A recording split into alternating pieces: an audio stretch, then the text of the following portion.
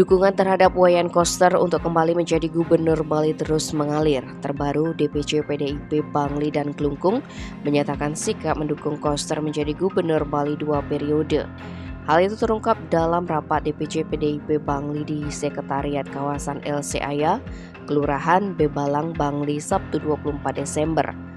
Ketua DPC Bangli Sanyoman Sedana Arte mengungkapkan dukungan itu disuarakan secara spontan mengingat agenda rapat DPC melibatkan PAC, ranting dan anak ranting itu sebenarnya terkait HUT, PDIP dan Pileg 2024. Kemudian muncul aspirasi mendukung Koster menjadi gubernur 2 periode.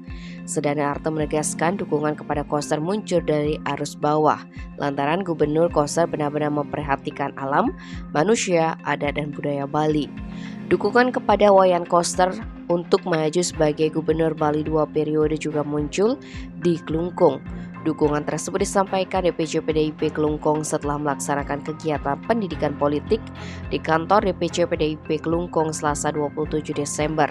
Seluruh jajaran pengurus DPC, PAC hingga ranting mengungkapkan dukungan itu.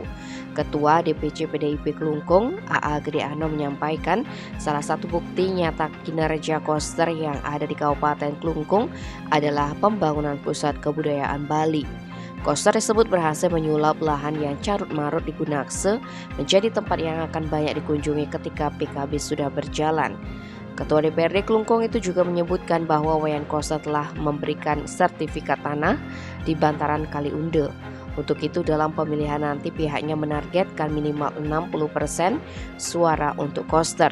Untuk mencapai target itu politisi senior asal Desa Akah Klungkung itu akan menginstruksikan seluruh kader partai turun ke lapangan menggaungkan kinerja Koster. Tim Bali Express melaporkan.